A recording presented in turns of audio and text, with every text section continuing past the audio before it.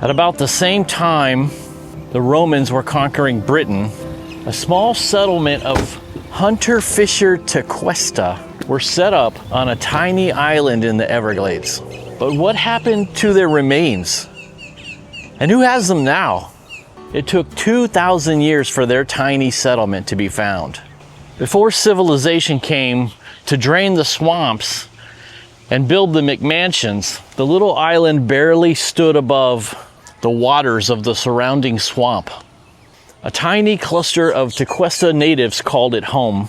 Hunters and fishermen that made tools from the bones of fish, turtles, alligator, snakes, deer, raccoon, and otter. The Tequesta were part of the Glades culture and used canoes to paddle between the Everglades and the Atlantic Ocean. The little mound sat quietly while Europe discovered the continent.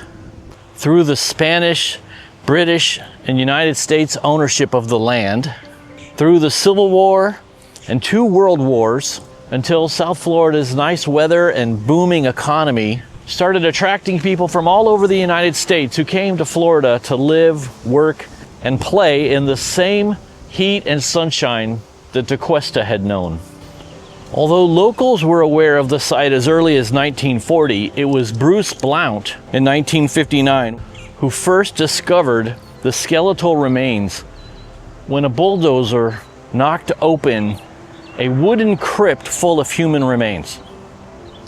Mr. Blount would found the town of Parkland and go on to be its first mayor. At that time, Parkland had not yet been founded, so they named the site after the nearby village of Margate and its discoverer, Mr. Blount. More time passed until the mid-1980s, when Coral Ridge Properties, developing the town of Parkland and Coral Springs, purchased this land to develop it. They hired Professor Wilburn Sonny Cockerell, who assessed the site and determined that it was settled sometime between 500 BC and 500 AD, but he allowed that it was possible that the range was wider by 1,000 years. Professor Cockerell stated that this site is regionally significant and probably would qualify to be put on the National Register of Historic Places. Sure enough, a survey in 2002 by Dr. Robert S. Carr led to the establishment of the site as a historic place in 2006, with the cooperation of Parkland, Broward County, and the state of Florida. From this site, we learn about the Tequesta and how they lived. This site contains both a settlement and a burial mound. There were shark vertebrae and teeth fashioned into tools such as knives and decorative pieces such as beads and pendants, suggesting trade with other areas. It's enough to make you wonder if they sat here under very similar trees listening to mockingbirds, just like I am. 10 years ago, Ken Cutler, a Coral Springs lawyer and a Parkland City Commissioner, became curious about where the human remains had gone. Where were the bones that had been disturbed by Mr. Blount and his bulldozer? Cutler found another article published the same year by Professor M. Yassar Iska at FAU, who described working on the human remains, which were acquired by Wilma Williams, and the 3 boxes of bones loaned to me by the museum in Fort Lauderdale. But there was no indication of the disposition of the bones. Where did they go after Professor Iska worked on them?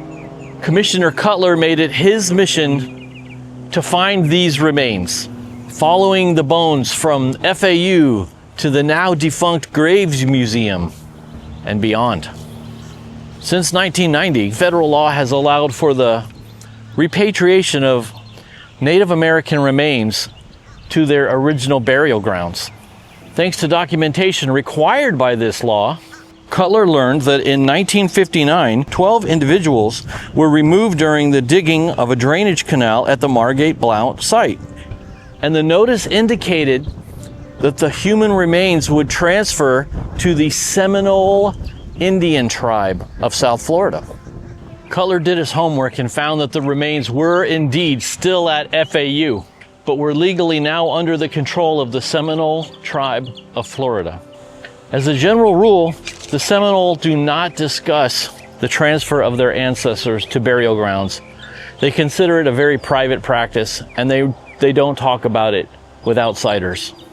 But they did state that they intended to take the remains and reinter them here at the burial mound in Parkland. This would be done at a private ceremony to honor their ancestors. Writing in 2023, Cutler wrote, 60 years ago, remains of some of Parkland's ancestral residents were removed from their final resting place.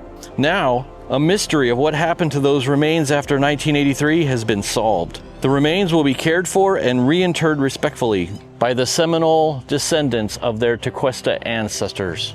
If you live in Parkland, Florida, or some of the nearby communities, come out here to the Margate-Blount archaeological site. Spend a half hour walking around.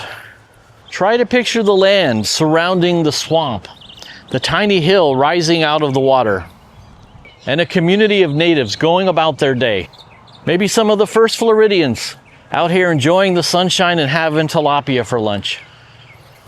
Hey everybody, thanks for watching. If you like this kind of video where I go out and visit stuff around us, it's right here in our backyards and we didn't even know it was here, and show you all the cool things around your area, go ahead and hit subscribe, give the video a like, turn on notifications so that you don't miss the next video, and that way I will see you next time.